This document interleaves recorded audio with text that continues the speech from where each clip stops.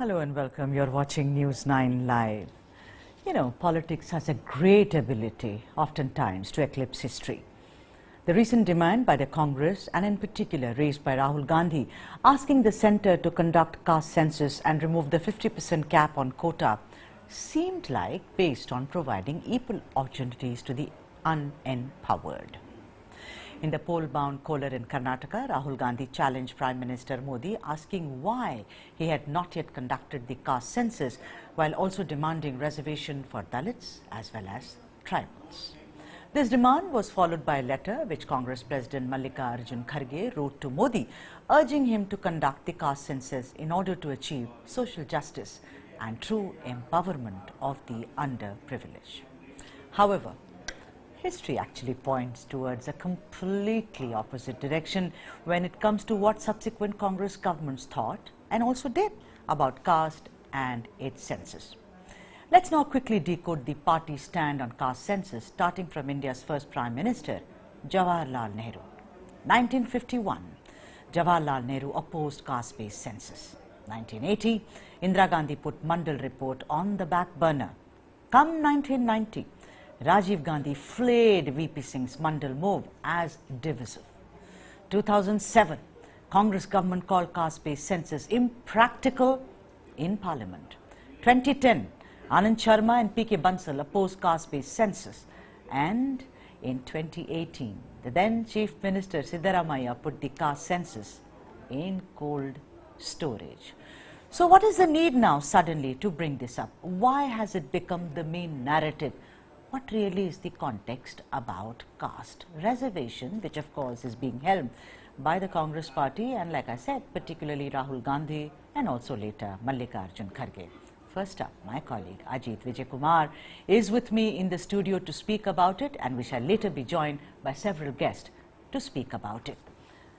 Ajit, it seems we read out, starting from 51, Ajit, you know, new country after independence and until recent, which is Siddaramaiah. Do you think this is just the compulsion of elections in Karnataka? Also, is it also because of the way Rahul Gandhi has been cornered and pilloried because of his Modi surname comment, Ajit? Right. So the initial trigger and the immediate trigger, is certainly the Karnataka elections, because this whole Modi surname issue has, and the Congress High Command has certainly understood that it has kind of backfired on them. Because you can't win elections without the support of OBCs, not just in Karnataka but across India, right? So that's what they are trying to do. But at a larger level, I would say that while the immediate goalpost is Karnataka and to win Karnataka in the subsequent elections, but at a broader level, what Rahul Gandhi is trying to do and the Congress party is trying to do is that kind of form an ideological pivot where they can, get all the opposition parties to come together, because the big game is 2024, of course. Yeah, right. But let's go back to history. And, nothing is cast in stone, Ajit. You know this and I know. We are an evolving country and, things changed over the years.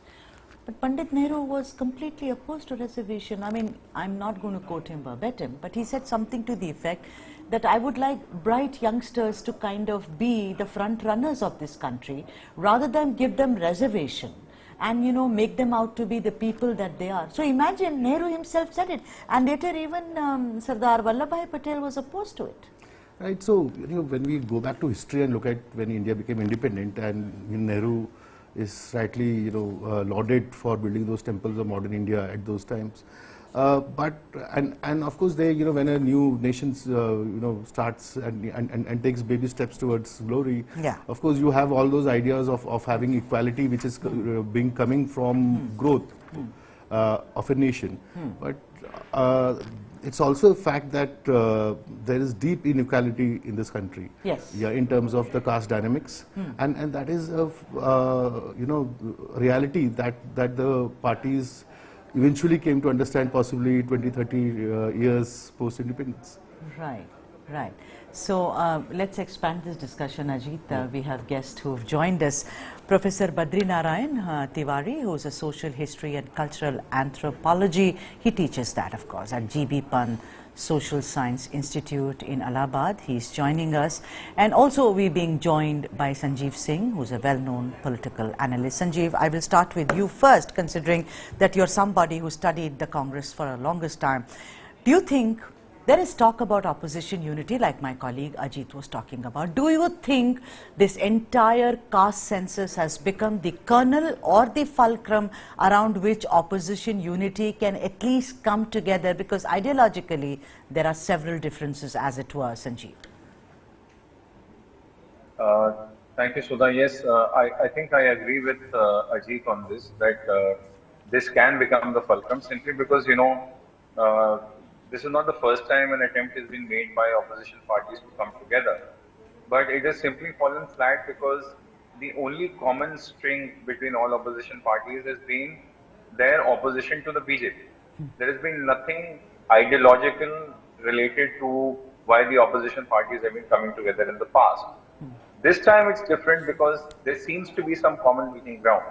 And even though, the whole issue of caste census is something that can easily get out of hand, opposition parties seem to be finding this issue as a glue for them to come together. So I agree with Ajit that even though they have sounded the bugle just before the Karnataka elections, but actually the aim is much larger. The aim is the 2024 Lok Sabha elections, and they feel that this is a good way to counter the BJP, because you always see Prime Minister Narendra Modi talking about himself coming from the backward classes. Right. So this will be a very powerful way for the opposition not just to come together, but also to counter that narrative that has been built by the BJP and Prime Minister Modi. Right. Professor Badri Narayan, I want to ask you that like I said, the rider is that it's countries evolve, ideologies evolve, we try and change. So, but do you think that in this entire caste census, I beg your pardon, demand, there is a bit of hypocrisy. I mean, the Congress party, because at several levels, and historically we listed it, and also recent, their Chintan Shivir in Udaipur, where they discussed it ad nauseum, but never really came out and spoke about it. Do you think this is clearly for electoral politics and really does not have anything to do with empowering those who are marginalized? You are very right that this demand by the Congress and others, it is very politically carved demand. And it politically means the electorally political demand. But the Congress, there are two things in that. One is the Congress, change in the Congress politics or Congress diction of doing things. Congress, as you said, Congress logically never felt comfortable in supporting caste-based reservation. They support it, but with caution. The second thing is that this time, why they are talking in this way, very vocally, very loudly about the reservation, because the language of the Congress is in transition. They are moving towards the kind of politics parties are doing, because in their strategies, there is nothing has been left. Now they are trying to go on that direction, to revive the caste, to cut the Hindutva influence in politics. So first thing is this. Second is this, that these elections, social justice politics is not merely reservation politics. It's a much broader and wider politics. Right. But mostly they are doing the politics around reservation for electoral gains, either Congress or many other parties also. But this does not dilute the importance of reservation in Indian society. It has a meaning. But meaning, if you are raising for political issue, as a political issue, the political time, the electoral time, then it says that it has a political meaning. And I think this shows the crisis of the language and the diction of the Congress. Right. Because Congress earlier used to raise the bigger issues, the national issues. Bigger issues in a different language. But now they are compelled to go in that direction. Right. Professor, you make a very interesting point, and considering you're someone I read very widely, so one should perhaps give oneself some brownie points. You know, Ajit, we were discussing this in the newsroom. The professor said it, and I'll say it in a different fashion, and I wonder if you will agree with what I'm saying. It is almost like you have exhausted every little trick in your, book. And the only way to stop the juggernaut of Modi is to kind of adapt this. Do you think this is the last salvo, as it were, in the Congress's bastion? No doubt about it. No, this is their last stance in terms of how they can take on Modi. Right.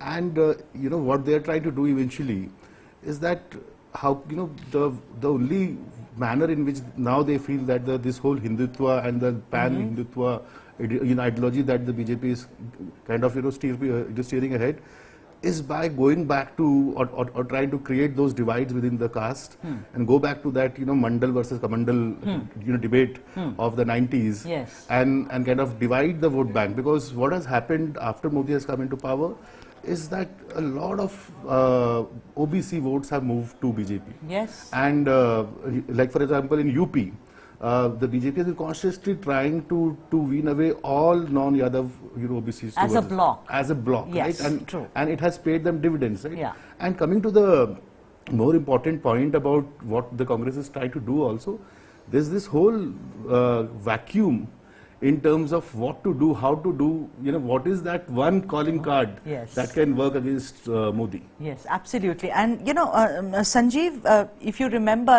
what Ajit was saying, moving closer towards Mandal Kamandal, although Rajiv Gandhi called it, Mandal, a can of worms.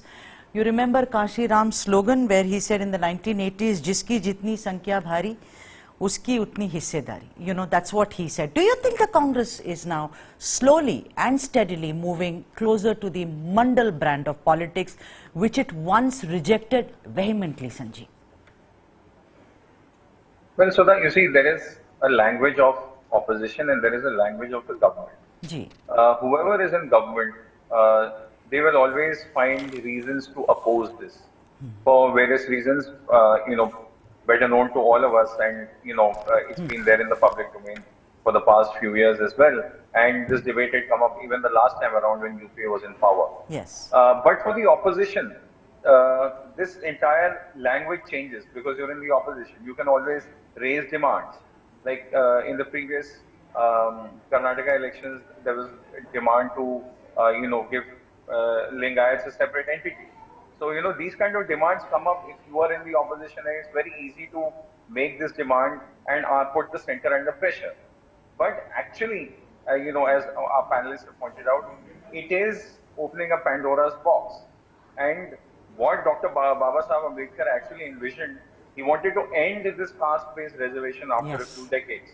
But what we are seeing is that instead of political parties and politicians actually focusing on creating more employment and jobs, we are seeing that everybody wants to just take refuge under this caste-based reservation and make sure that, whatever jobs are available within that, only how to keep their own constituencies happy. So this is not a very healthy sign for India as a democracy. Yes, caste is important, I agree, but then we need to move beyond it. And for that, we cannot hold only the opposition party responsible. Because when the BJP was in opposition, there are similar kind of demands could also have been raised. Yeah, right. Professor Dr. Satish K. Jha, who teaches political science at the Delhi University, is also now joining us. Professor Jha, I want to ask you that, a lot of experts are saying this kind of wanting a census, caste census, and saying that, empower the Dalits, the backwards, and, and also, why don't you remove the 50% cap on reservation, is a direct reaction to the EWS thing which the BJP floated. Now, a lot of people, let's look at Stalin, Tamil Nadu, he's the chief minister. He says this EWS reservation, he says, is something that I reject totally because it is based on poverty. It is not based on what is called true, genuine marginalization. Do you think that this caste census narrative is also a reaction to what the BJP did recently with the EWS? In fact, this entire issue of caste census and relating it to the question of social justice and empowerment, in my opinion, has become a political ballgame. Because one thing we have to bear in mind, that the entire thing is directed towards removing that legal ceiling which is imposed by the Supreme Court after this Balaji judgment. That is 50%, it can't breach that, ceiling. And therefore, on many occasions, the Supreme Court has also stated that unless you supply or give us the hard data, justifying any further increase in the quantum of reservation, we can't breach it. So therefore, this is one, and as all of us can recall that state after state, they have been trying to increase this quantum of reservation, because ultimately this is how they, try to, play their political game, particularly during elections. No one can deny that 1931 census, when it was last done, on basis of which this Mandal Commission recommended, reservation of 27% for OBCs, the number of OBCs, other backward classes, must have increased, and that census can definitely demonstrate. But we can't, ignore the fact that at the same time, the larger social index could have also advanced. That is social and educational backwardness. That perhaps these parties which are normally demanding this census are totally oblivious of this fact. Right, Professor Jha. Number would have increased. Yeah, Professor but also Jha. the nature of that number would also have changed. I'm so sorry to interject in this fashion, sir. Professor Jha, my apologies, but let's just listen to what Rahul Gandhi said exactly about the caste census in Kolar and also other political reactions on the issue. जब हमारी सरकार थी, UPA की सरकार थी, 2011 में हमने census किया था और पहली बार हमने सेंसस में सवाल पूछा था कि भैया आप ओबीसी हो, आप दलित हो, आप आदिवासी हो, आपकी जात क्या है? और पूरा का पूरा डेटा हिंदुस्तान की सरकार के पास है, मगर नरेंद्र मोदी जी ने डेटा पब्लिक नहीं किया है, छुपाया हुआ है। दिल्ली की सरकार को मालूम है ओबीसी की कितनी आबादी है हिंदुस्तान, अगर दिल्ली की सरकार किसी को बता नहीं रहे, तो मोदी जी अगर आप सचमुच में ओबीसी को ताकत देना चाहते हो, आर्थिक ताकत देना चाहते हो, राजनीतिक ताकत देना चाहते हो, तो सेंसस में जो डेटा है उसको पहले आप पब्लिक कीजिए कि देश को पता लगे कि इस देश में ओबीसी वर्ग कितना है, दलित वर्ग कितना है, आदिवासी वर्ग कितना है। अगर आप नहीं करोगे तो कांग्रेस पार्टी ये काम करके दिखा देगी। केंद्र का भी दायित्व तो होता है कि अब देखिए ना भाई, 10 साल पर होता था, अब नहीं ना हो रहा है। आज कौवा साल हो गया बोलिए? 10 साल पर हर बार होता था, इस बार तो नहीं हुआ। 13 साल हो गए, नहीं हुआ अभी तक। तो अगर वो अब अगला बार करें तो बिल्कुल जाति आधारित जनगणना करा दो, अच्छा ना है। तो जब सब जगह का रिपोर्ट जाएगा तो उनके आधार पर जो रिपोर्ट आएगी उसके बाद ये केंद्र का काम है देखना करना। तो पहले भी आप जान ही रहे हैं, जब ये जाति जनगणना की मांग थी तो सभी दलों को हमने लिखा था और ये मांग की थी कि ये जाति जनगणना जो है पूरे देश में होनी चाहिए। तो अगर हो रही बात उन्होंने रखी है तो अच्छी बात है, लेकिन हर जगह होनी चाहिए। देखिए, जातिगत जनगणना देश में योजनाओं बनाने के लिए, देश में किन चीज़ों पर फोकस करना है, देश में लोगों की एजुकेशनल क्वालिफिकेशन क्या है, देश में लोगों का जो डेमोग्राफी है वो क्या है, वो एक महत्वपूर्ण दस्तावेज है। पर पता नहीं मोदी सरकार क्यों उसको दबा के बैठी, क्यों नहीं करवाना चाहती, क्यों उसको लोगों को अपने अधिकार से वंचित करना चाहती। जो भी लोग हैं, जातिगत जनगणना के आधार पे देश की नीतियां बनती है, देश में क्या इश्यूज है, देश के क्या कंसर्न्स है, वो उस जनगणना के रिजल्ट से ही पता चलते हैं। पर मोदी सरकार उसको दबा के जो वांछित लोग हैं, जो पिछड़े हुए हैं, जो लोगों को योजनाओं का लाभ नहीं मिल रहा, जो ग्रोथ का जो मोमेंटम है उसमें पीछे छूट रहे हैं, उन लोगों का हक छीन रही है और हम उनको वो हक दिलवा के रहेंगे। 2014 में नई सरकार बन करके आई, तब से लेकर के हम लोग 2023 में हैं, अभी तक कोई डेटा जो है वो जारी नहीं किया गया है। आप सब लोगों को पता है कि 2021 में जनगणना होना था, 2021 में जनगणना नहीं हुआ है। जो जनगणना 2021 में होना था 2023 हो रहा है, तो आप उस जनगणना की कार्रवाई को शुरू कीजिए, क्योंकि हर 10 साल में जनगणना होना है। और ऐसा तो है नहीं कि आज जनगणना शुरू हुआ है। आप सब जानते हैं कि इस देश में लगभग 150 साल से जनगणना हो रहा है। अगर यह शब्द बोलने से, यह शब्द कहने से, इसको गिनने से समाज में जात पात फैलता है, तो बीजेपी इसके आधार पर राजनीति क्यों करती है? बीजेपी को अपना स्टैंड क्लियर करना चाहिए। बीजेपी को देश की जनता को जाकर के बताना चाहिए कि आप जनगणना कराना चाहते हैं कि नहीं कराना चाहते हैं। और आप जनगणना कराना चाहते हैं तो जनगणना कराइए, जैसे बिहार में हो रहा है। अगर आप नहीं कराना चाहते हैं तो वो भी प्रेस कॉन्फ्रेंस करके देश को बताइए कि हमको देश के लोगों को गिनने की जरूरत नहीं है। तो हमारा सिंपल और सीधी सी बात है कि सरकार को आंकड़ा इकट्ठा करना चाहिए, सरकार के पास आंकड़ा होना चाहिए, ताकि सरकार जब नीति निर्माण करे तो उसको नीति निर्माण करने में सुविधा होगी। Right. So, a whole lot of their, according to their political compulsions or ideologies, blaming the other party, but basically saying the onus is on the center and particularly the Modi government. Going to Professor Badrinarayan. Professor Badrinarayan, like Ajit was saying, my colleague was saying, that BJP has done a rather impressive job when it comes to consolidation of OBCs. What they have done, and please correct me, that they have broken what are the earlier molds and created a new block. So also the question too of this is that, do you think that they have taken all of it under the expansive Hindutva umbrella rather than the caste umbrella, Professor? You are very right. Actually, there is a BJP created two kind of umbrella. One is Hindutva umbrella, which is bigger umbrella, bigger circle than the caste circle, because there are two kind of circle and two kind of identity also. So this caste identity is being submerged in Hindutva identity, as BJP is trying to do that. Secondly, BJP has tried to evolve another category or another identity through its developmental policy, that is the Labharthi consciousness. The entire which works beyond the caste, beyond the community, and which talks more about the poverty, which is the class job.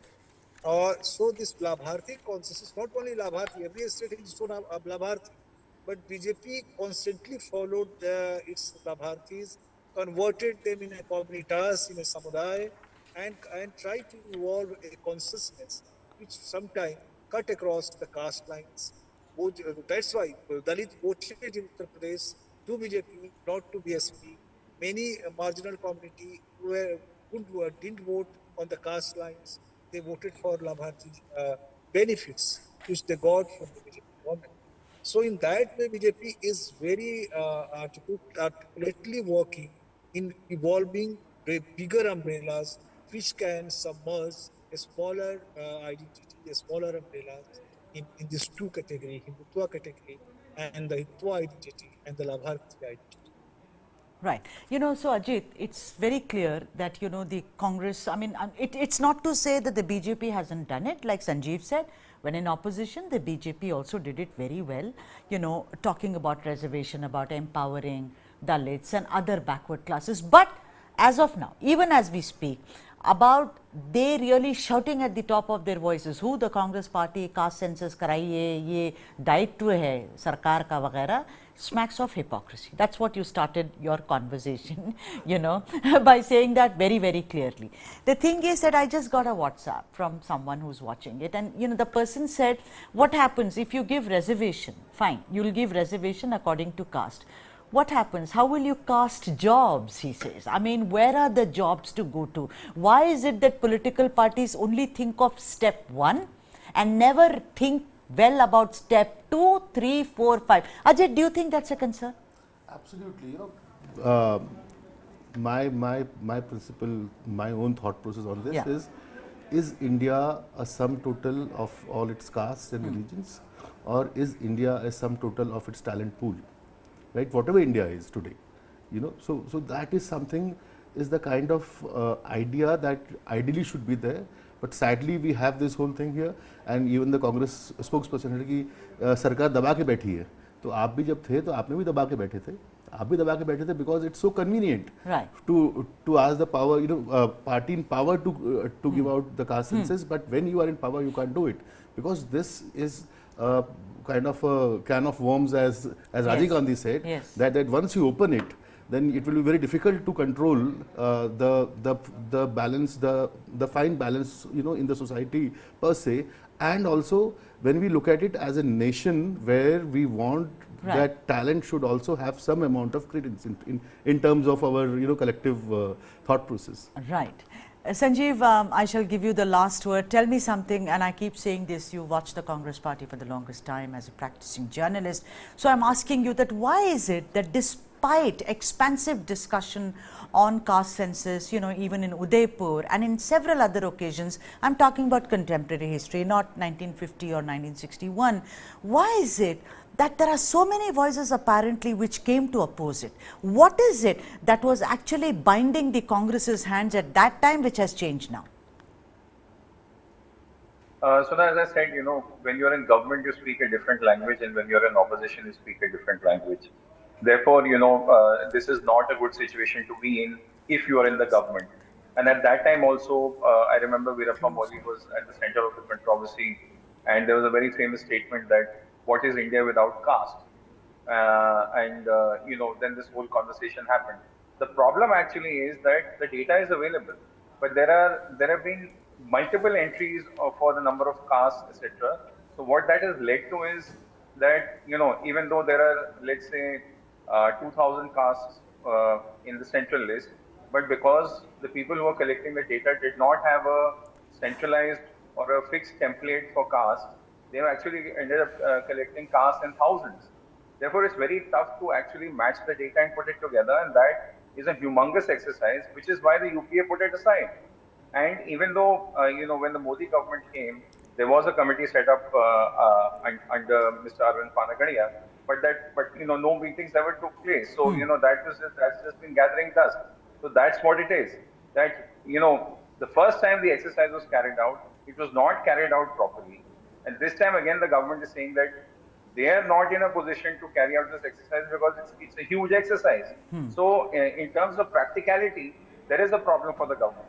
But when you look at it politically, it is very convenient for the opposition to raise this issue now and say that, look, you're sitting on it, why don't you do something about it? Right. So whether, Ajit, reservation is a tool to empower those who are marginalized, or it's just a political tool to just collect votes and forget about it until the next election, the jury shall never be out on this. I've completely run out of time. Let me thank all the guests, Professor Badri Narayan, Professor Jha and Sanjeev Singh, and of course, Ajit. Thank you so much for joining us. News and updates continue. On the other side, keep watching News 9 Live.